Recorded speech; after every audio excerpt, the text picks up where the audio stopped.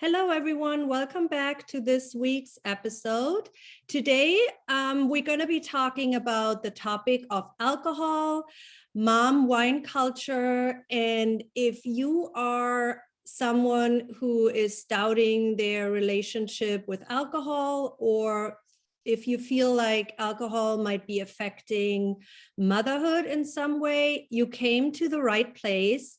As a guest, I have Shannon on today, and Shannon is a sober mom of 3 children, one with autism and Down syndrome, and she is going to be sharing her story with us. So welcome, Shannon. I'm happy to have you on.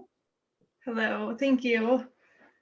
And I want to dive right in and would like to ask you to share your story with alcohol.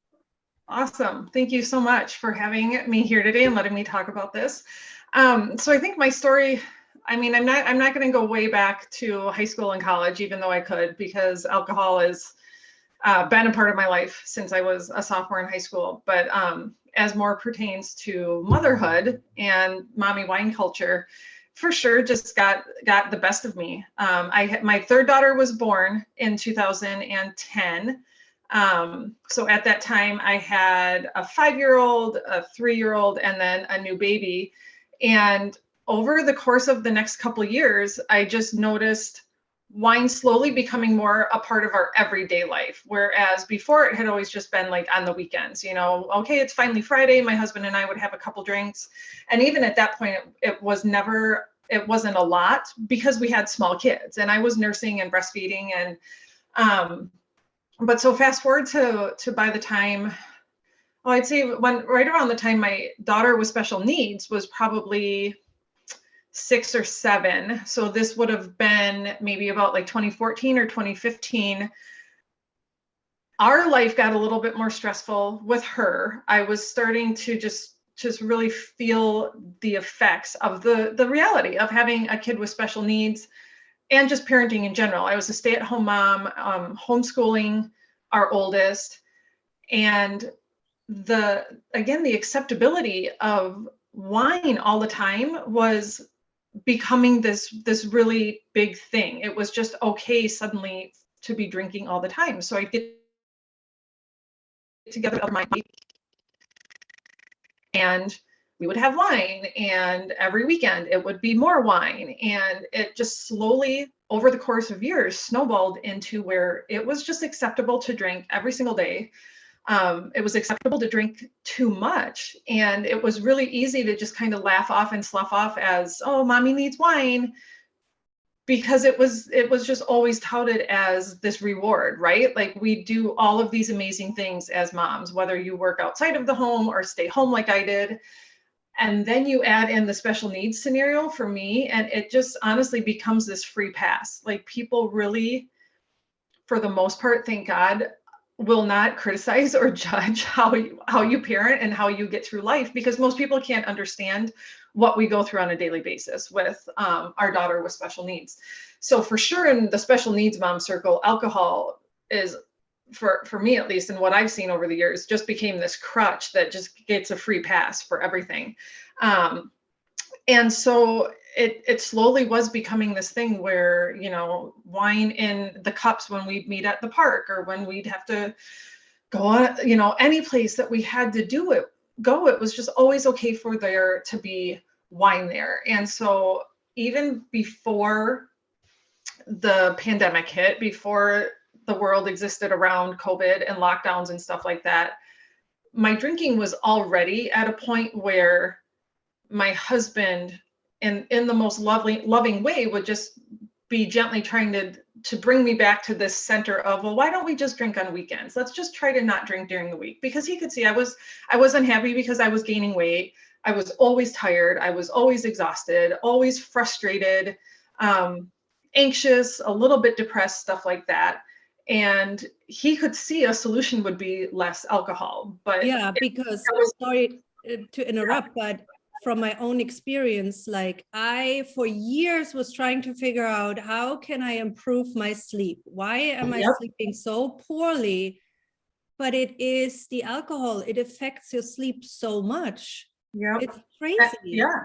And everything, your sleep and then your energy levels. It's this vicious cycle we get sucked into, right? And at the time, especially, nobody knew or wanted to talk about the correlation between alcohol and all this stuff. And then for women, I think especially we get the double whammy because it is terrible for our hormones and our metabolism. So then that all comes into play because wherever you are in your hormonal life cycle or your metabolism, like no woman is happy if they're having problems with their period or premenopause or if you're gaining weight. And it just, but nobody talks about how alcohol affects all of these things. And so I for sure was stuck in that loop for years. And I honestly just never thought to question alcohol because nobody did. Nobody does. It was just this thing. And even in my world of healthy, right? Like my husband's a chiropractor, I'm a holistic nutritionist.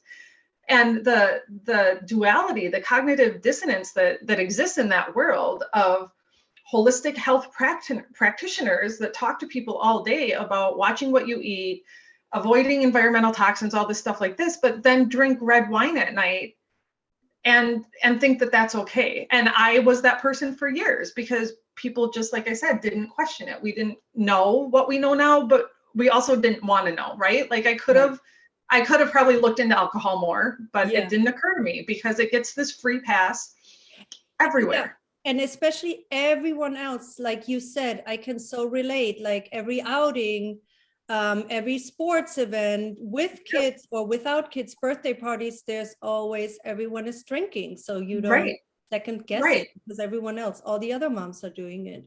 Yep. Everybody's doing it.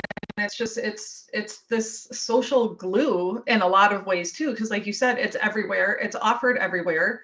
So we just assume that it needs to be a part of things. And then the flip side is for people like me. And now what I've learned, a lot of other moms too, is that the way we're consuming alcohol around other people is just kind of the tip of the iceberg, because behind the scenes, what happens a lot is we're drinking before we go to those outings because we want to, have a little buzz before we even get there. And then we're drinking more when we get home. We're needing more alcohol to do what it did for us a year ago or 2 years ago or 3 years ago. And that's how the slope gets so slippery and you find yourself just unable to control it at some point. And that was 100% me. It didn't occur to me at all that I was becoming addicted or having a problem until I tried to quit or until I tried to control it, and I couldn't. And I remember thinking like when did this happen? when did it become something that's not an option? It was like if I had to try to go a day or two without pouring a glass of wine at 4:00, I felt like I was losing my mind and crawling out of my skin. And I knew that was a sign of trouble, but I didn't know how to address it yet. And so that's when I personally I started hiding my drinking a lot because I didn't have the energy or the wherewithal to admit that to my husband, that it was hard for, like, I couldn't moderate, I couldn't control it. So I just started sneaking it a little bit and telling myself that like, it's okay, because I still was doing all of the things I needed to be doing, right? I was taking really good care of my kids. I am a good mom and I'm a good wife, and I was running a business from home and I was homeschooling. And it's like, well, but if I'm still doing all of these things, then who cares if I have to drink wine at night to do all of those things? So when not understanding that it was all of those things were progressively getting harder and harder to do because I was drinking more. It's like you get stuck in the cycle where you can't even see the point when it starts causing all the problems. Right. So when you started hiding it, was that the point when, for example, your husband thought you had stopped drinking, or? Yeah. Okay. Yep, it was. And that was right before the pandemic. But that, for me, that's what really blew up during the pandemic, because everything about our life changed, except for the fact that he was still leaving for work every day. So the girls and I were home constantly, and obviously the stress of what was going on in the world. And I just didn't know what to do. So I just started hiding alcohol in the house. And during the week, he didn't know that I was drinking. And he thought like, okay, great, we're doing better. So on weekends we can cut loose and have fun because now we've made it all week. And for me, it was just like, well, no, now I can just put my wine in the fridge instead of, hiding it on a bookshelf in my office, because now it's okay for me to have it. Yeah, the pandemic definitely made it so much worse for so many people because it made it Yeah. even more acceptable. Like, Yep. I remember we were drinking at 11 a.m. in the morning, living in San Diego when it happened in March, April, May. It was beautiful. We would sit outside and have a mimosa and then move on to whatever next. But yeah, and Yep. everyone was doing it. Yeah, everybody really was. And I know I've heard statistics. I don't know the sources yet. I know this is stuff you can find now, but just how drinking in general skyrocketed during the pandemic, but especially among women and women who were home.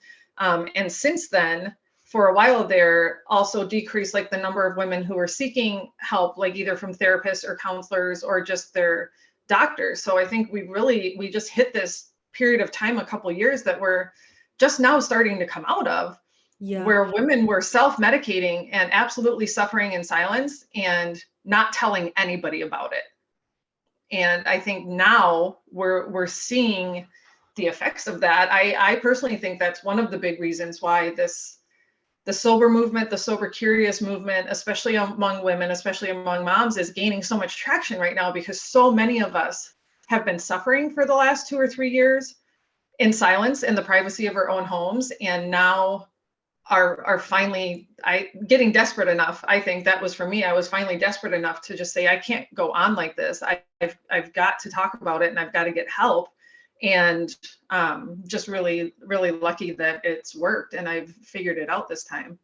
So your mommy does not need wine on Instagram. So Yeah. for all the listeners, that's where you share your story and your tips. And Yeah. so how did you finally become sober? So what did you have to do to Yeah. finally? It's a short story and a long story, and I'll start by saying even that account. So my Instagram account, I actually started it in 2019, the very first time. So that was even pre-pandemic, when I was concerned enough about my drinking, decided to try to get sober at the time, not knowing if it was just going to be a break, which is what it ended up being. So I started that account then, shared on Instagram for, I think I made it 6 or 7 weeks that time, just by white knuckling it. Like looking back then compared to now, I was not at all interested in really learning a lot about alcohol to change any of my beliefs around it. I didn't want to believe that sober was really better long term. I was taking a break then more to just prove to myself and prove to my husband that I could take a break, because then that would mean I was okay. Like, that was what I told myself. Like, oh, look, if I can take a couple weeks off, then I'm in control and everything's fine. So I think I quit drinking for 6 or 7 weeks that time, and then the holidays hit. That led to, holidays, summer. Absolutely found that I started drinking more after I had taken like a 7 week break. I tried to quit again in the fall of 2020, because that was enough after like the first 6 or 7 months of the pandemic. I again was really concerned. Took a break. That time again, I think I made it 5 or 6 weeks until the holidays hit. And I could not fathom making it through the holiday season without alcohol, because that is another time when for sure it's a free pass. Every party, every gathering, drink, drink, drink. Did that. So anyways, the moral of the story is my Instagram account has actually been there for 3.5 years, because I started it the first time I tried to quit, and those times did not stick. So the difference was this past fall, August, September of 2022, was just some small events that for me were kind of finally like my come to Jesus moments, I call it, where I was really just like, if I don't get a handle on this right now, I was really just afraid that I never would. I was at like the heaviest weight I've ever been in my life, except for when I was pregnant. So just beyond miserable with myself. I hated looking in the mirror. It was absolutely affecting my health, my self-esteem, my relationships in so many ways. It was causing a strain on my marriage, in the way that I was so unhappy, and my husband was concerned about my physical and mental health. So that was causing problems for us. And there were just some instances with kind of some unfortunate experiences in my larger family this summer, where alcohol and drugs just caused some fights and some scenes that my children were around to witness. And it was kind of a wake-up call for me. Like, I don't want this to be as prominent a part of our life as it is. And I had to take responsibility for that, because we've been modeling, kicking back and having fun with alcohol their whole entire lives. And I really was like, I have to do something. So for me, I finally got desperate enough. And what that meant was getting really honest with my husband about how much I was drinking, and telling him that I needed help, and we needed to spend money for me to get help. So for me, that was, I found an online 4-month coaching program from This Naked Mind. I had finally read the book. I had done some of their free offerings, and it really resonated with me. And I'm just like, I can't. For the listeners, can you share about The Naked Mind? Yeah. Yep. So This Naked Mind is a book by Annie Grace, and I absolutely love it now. I had been given the book 3 years before, and I had never even read it. Again, I think just because I wasn't quite ready for it. But this time, honestly, what hooked me into her book and the whole method, and I'll admit this because it's true, is one of the first things she says is that you can start her programs, but you don't have to quit drinking yet. Like, in fact, she says that. She's like, I want you to quit trying to quit drinking. And for me, that was like brilliant, because I actually was thinking in my head, like, oh my God, is there a way that I can just feel in control of my drinking without actually having to completely quit drinking? Because at the time I thought that's what I still wanted, right? Like, I just needed to feel more control over it. So she has a lot of great, like, 3-day programs. I know they do like a free 30-day virtual program they call the Alcohol Experiment. And so I was doing those at the end of the summer, and just felt it just spoke to me enough, because it was the freedom to quit trying to drink. Like, I could give myself permission to stop the cycle of like, okay, I'm not going to drink today. I'm not going to drink today. I'm not going to drink today, only to buy wine at 3 p.m. and then start drinking, and then feel like crap the next day, but then also be full of guilt and shame and remorse. And the program just spoke to me, because it was like, put all of those feelings on hold. Like, stop doing that to yourself. Just be open to learning new information about alcohol. And I was like, oh, okay, that's really interesting. I think I can do that. And so that's what it was. It just, they help deconstruct everything we think we know about alcohol.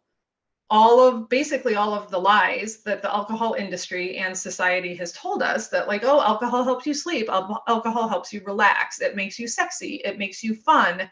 There's no harm in it. Well, in a really gentle way, they just show you how all of that is not true. And that's what changed it for me, because at some point, seeing all of those facts that literally are actual facts, I couldn't lie to myself anymore. It was like, I can't put this in my body anymore, because now I know the truth about it. And so then I could open my mind to the first time of like, okay, well then what can it look like to just not have wine in my life? And it happened really quickly then, like, just willing for me, once I just got curious and was willing to like learn some new information, within 3 weeks, like way before the program even encourages us to take a break, I had enough. I was just like, okay, I'm done. I want to be done. I remember saying to Matt, I don't know how I'm going to keep this going, but I just know that I need to not drink anymore. And I'm super blessed that he's incredibly supportive. He was always just been like, whatever you need. So in the beginning, it was like, okay, get alcohol out of the house, especially wine. Like, I don't want any wine or vodka around, because those were my drinks of choice. I'm like, I need to not see them. But yeah, the program just changed. It changed everything for me. Wow, so good for you. I mean, yeah, that sounds like the not so hard way out of it. And Yep. You probably know, we talked a little bit about this earlier. I watched on YouTube, I listened to the Huberman Lab, the Yeah. podcast, and I watched Dr. Andrew Huberman, the episode about alcohol on YouTube. and it's 2.5 hours long. First, I'm like, oh my God, who's going to listen to this for 2.5 hours? Right. It had 3.5 million views. And Oh while my I God. was listening, I started reading the comments, and it's exactly what you said. Like, he is, I wrote some things down, but so he's a professor for neurobiology at Stanford School of Medicine, and he has a talent to break things down in such an easy to understand way. And so, first off, he starts by saying, do what you want, but know what you are doing. So he's Yes. like, I'm not judging anyone, but he Yep. breaks it down, like all the effects it has on your entire body, on like Yep. cell renewal, on your brain, on your gut. And it's Yep. like the longer you listen, I mean, Yeah. blown away. It is almost like, how can you reach to a glass of wine after you listen to it? It's so Right. impactful. It's Yeah, it is. It's so eye-opening. And I agree with you. I love his approach because that's the approach I remind myself of every day, and every interaction I have with people is you do you, like you do what you need to do. I am sharing my journey. And I always remind myself every day, like, don't preach. Like, I am not trying to preach anything because I am not qualified to preach on anything at all. I'm just sharing my experience and information I've learned. But then, like you said, like he says, it's like, do what you're going to do, but just know what it is. Because I truly believe that if people have more of the facts, the full information about alcohol and how it affects our body and affects our brain, then a lot of people will choose to make different decisions around how they use it. And for some people, that might just be cutting back. For people like me, it is acknowledging that we have a problem, whatever you want to call it. It can just be a problem. Because you're right, that podcast with him, it's brilliant the way he's like, even if you just drink on weekends, okay, you're not an alcoholic. You don't have a problem like somebody like me had a problem. But there's still ways, like when he talks about how it's affecting your cortisol levels and how that still does mess with your sleep for days afterwards, and it messes with your anxiety. It's like, that's really eye-opening. And that is yeah, information that we're not told. People right. think that, Because yeah, the alcohol industry wants us to drink, right? yep, I yep, wrote down one quote that, because we think that alcohol once in a while is not bad. I mean, there's even, I don't know if it's studies or if it's just, I think it's studies from like years ago that said, especially red wine in moderation is good for your heart health or whatever. right, But the one thing he said is, if you drink once in a while, the level of cortisol that releases has increased at baseline. As a consequence, when you're not drinking, you feel more stressed and have more and more anxiety. So yep. even once in a Just, while yep, drinking, just a little bit. And it's so interesting. Again, if people are open to like processing that information and even just and reflecting on their own experience and seeing it for themselves, like it's really powerful to see how quickly people figure that out. Like even my own husband, so he still drinks a little bit, because he's never had a problem. He has always been the guy that could take it or leave it. He can have 2 drinks at dinner and be fine. He could go without drinking for 3 months and be fine. But as he has for sure been drinking less since I have gotten sober, he's become more aware of how he feels when he does drink. And so now naturally just doesn't want to, because he's like, he notices he is crabbier for days after having even 2 or 3 beers. He sleeps worse. His head hurts, his stomach, like he feels gross then when he eats and stuff like that. And he had just never noticed it before. But now that he's paying attention, because I'm sharing, I mean, when I shared that Huberman podcast with him, I know he was just kind of like, okay, great. Here, you're just obsessed with sobriety now. But I'm like, no, as a doctor, like yeah, you need to listen to this information. And then he's like, holy cow, yeah, it's right. And real quick, a footnote, I know I've seen this before, like that study you talked about, because we've all heard that, right? I know a lot of people cling to that, like, oh, red wine is good for your heart. I know I've read like that was something done in the 80s. It was paid for by like either like grape growers in Italy or something in the alcohol industry. Like it's totally that classic, like it's a study, you know, quote Mm, unquote study funded by the industry that wanted that okay, information to good be to true. know. So no, it is not, red wine is not good for your heart at all. Not at all. It's one of those, it's propaganda that was put out there so that people would not feel guilty about drinking red wine. Good to know. Thanks for Yeah. that information. So after being sober now for a good couple of months, so Yeah. what changes have you seen, like mentally, physically, Oh in gosh. So relationships? yep, so many. And I was just having a conversation yesterday with one of my followers who is right at like the 6 week mark being alcohol free and hitting some stumbles because we for sure still do, especially in those early weeks and months. And she asked me, she's like, can you just tell me what is better at 6 months compared to 6 weeks? She's like, because some days I just, you know, she's like, I don't know if this is realistic to keep up. And I was like, oh my God, I love this question, because if I could think back to like what I wish I would have known then, or like what was already good at maybe 6 weeks sober compared to now where I'm almost 7 months. And it was just everything that seems like it's getting better, for sure 100% better. Like I absolutely noticed right away some obvious physical changes, and like the redness and puffiness that went away from my skin. My eyes got clearer. The bloating and inflammation went away. I started sleeping better. It probably took 2 or 3 weeks for my sleep to start to regulate. And that's one thing that is for sure different for a lot of people. And I know can be really discouraging because sometimes people just expect it to be amazing right away. And it's not. But I for sure noticed within the first month, just my mood and my emotions. I was so much less reactive. I was so much less anxious and depressed and sad. I definitely went through a period of fatigue where it's like for a while I had so much energy and I just felt so incredible.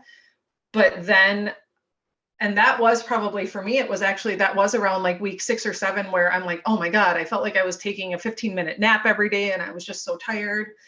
And it's just all the different layers of healing that happened. But now I personally, and I say this, like, I feel like the magic really, really started to hit for me at about day 100. And that's why, like, I love that people will do like dry October or sober October, but all of these like 30-day breaks. I think it's incredible, and people can see a lot. You can see a lot of benefits in 30 days.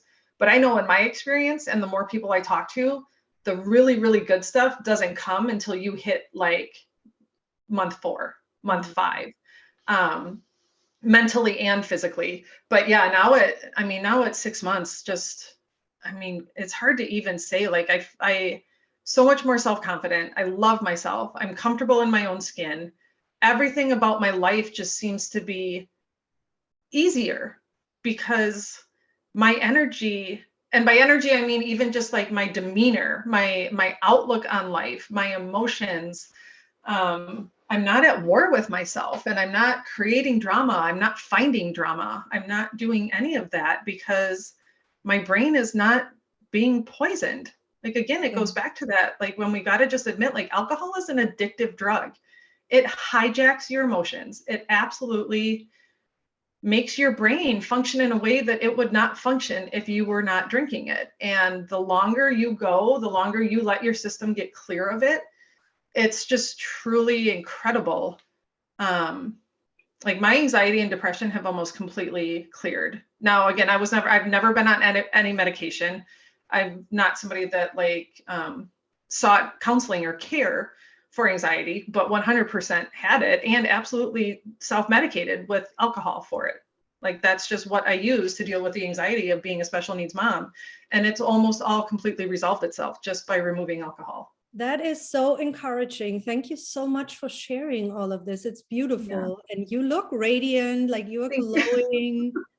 I know, Um, it's crazy. That's what I always say. I'm like, I'm 45. I just turned 45 this winter. I never thought this would be the time in my life that I'm like, I don't need filters. I'm not messing around with anything. I put some like concealer and mascara on, but I feel so good about myself, and my skin is better than it's probably ever been in my whole entire life, because this is the longest I've gone without drinking alcohol aside from being pregnant. It's incredible. It's incredible how your body can start to heal when you give it the space to. That's what's really remarkable also. It's wonderful. And if you look on like Instagram, I mean, we found each other on Instagram, but Yep. there is so much now. There's so many women talking about sobriety in motherhood. There's Yep. definitely, I really see a shift happening. And even when you go to the liquor store, the grocery store, like even 2 years ago, you didn't see that amount of like non-alcoholic drinks and mocktails Right. on the menu. So I think a shift Yep. is definitely happening. I do too. And I think it's really, really beautiful and really powerful, because I think moms, I mean, everybody in general, but especially moms at every stage, we just need connection. Like, we need other people that get what we're going to and for or going through. And for the longest time, wine was sold as this thing that would bond us. Like, we could get together and drink wine and commiserate or celebrate or do whatever we needed to do. But now that wine has caused so many additional problems for so many people, that I think it's really beautiful that those of us that are walking the sober path are showing moms and are inviting other moms, like, we can have that connection that we need. And we actually, that connection can be even better if we remove this alcohol, because then we are our authentic selves. Like, I'm going to share the real me, because it's the me that's not influenced by this drug that's affecting my life in a million ways. And so moms just need people that get it. We need a community and we need support. And doing that through sobriety, or even just sober curious, if there are people that can handle a couple every once in a while, those people know who they are. It's like, right, like we say, like, if the people that can moderate or control their drinking don't even call it moderation, because they just don't think about it. Alcohol is not a thing for them. But moms, we need community, we need support, we need connection. And it absolutely is so powerful and so authentic to form that community and that connection without alcohol. Yeah. And especially if it's built on maybe the struggles of when we did have wine in our life, because that's a really amazing thing too. The more I share my story, the more I talk to other women who, like me, had been suffering or are still suffering because they thought they were the only one.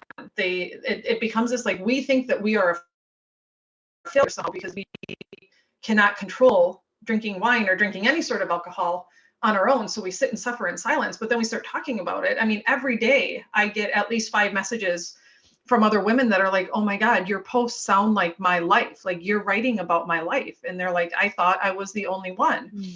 And that's why I mean, that just spurs me on to keep sharing more and more, to be like, you're not the only one. None of us are the only one. And when we talk about it and put it out in the open, then that's how we can move past it and we can grow from it. Yeah, and as women, we definitely need the community to feel like that support. And speaking about community, so please share about your upcoming retreat that you're hosting. Yes, thank you. I'm so excited. I am so excited. So yeah, I am planning my first ever sober retreat for my followers to join me in Costa Rica in the fall, which is absolutely outside of my comfort zone. I've never been to Costa Rica. I've never taken a bigger international trip like that. But I have taken one small weekend trip so far in my sober journey. So traveling sober is a huge source of stress and trepidation, at least for a lot of people that are either newly sober or thinking about getting sober, because a lot of us, vacations always equated a big giant booze fest, right? It was like, we drink at the airport, we drink on the plane, we are drinking all day, every day on our trip. So the thought of doing that all without alcohol is one of the things that keeps people stuck in drinking, because they'll say, like, oh, well, I'm going to wait until after this trip because I can't imagine possibly going on this vacation without drinking. So the idea of the sober retreat is just 7 days of a trip that's curated for people specifically that are not drinking. So the whole entire thing is, of course, going to be sober people. And we're going to, eat together and spend time together. And we're going to kayak and snorkel and see the beaches and see the jungle and have a lot of time for just connection and talking and building that community that we've talked about with other people, where we're not the odd ones out because we're not drinking, and we don't have to worry about defending ourselves or being pressured to have a drink or anything like that, because it's going to be all sober people. So right now we're still just in the booking stages of it. The trip's not until October. People are signing up. There's still spots left. We can do a payment plan, but I'm so excited. It's just going to be really, really beautiful to have one of this big, huge first. Like, we talk about our first a lot in the sober community. It's like your first vacation, your first wedding, your first concert, your first birthday, like all of these things you do that you now are reframing to fit your sober life. And so to have just a trip like this and a location like this, and to build these connections with other people who just get it, who just understand why you want to live your life this way, I'm so excited. It's so amazing you're putting this together. I'm sure it's going to be, especially in such a magical, special place. I mean, I haven't been to Costa Rica, but it sounds like, I know, me too. Like, I haven't either, but I see the pictures and I'm just in love. And I'm a beach girl anyways. Like, I'm the sun and the sand and the water just feed my soul. And I know for sure already that the power of that for me it's off the charts now that I'm sober. And that's just from, some small trips to visit my parents in Florida. So being in a place that's truly as remarkable as Costa Rica, I think it's absolutely going to be life-changing. It's going to be incredible. Well, I can't wait to hear how it turns out and Thank what you. everyone's thinking. So what is the easiest way to get in touch with you if anyone wants to contact you? The easiest way right now, honestly, is just through direct messages on Instagram. That's where I spend most of my time. That's where my community has grown. Like, so that's become kind of my baby and my family there. So my inbox is always open. I'm always chatting with people. I've got some exciting new stuff in the works that will be rolling out over the next couple of months, just more ways of people to connect with me a little bit more intimately and a little bit more one-on-one. But Instagram is definitely the place to find me and to just stay in the loop and to keep hearing about my journey, because it's still very ongoing. In the world of sober Instagram, I'm still definitely a newbie in that. Like I said, I'm just coming up on 7 months next week, actually, but the community and the following there has been just nothing short of amazing in the past 7 months. It's so beautiful and so supportive, and I love it. Oh, I'm so happy for you. And thank you once again for coming on here and being vulnerable and sharing such an empowering story. Oh, I appreciate it. It was so great talking to you. Thank you for asking. Of course. Thank you so much.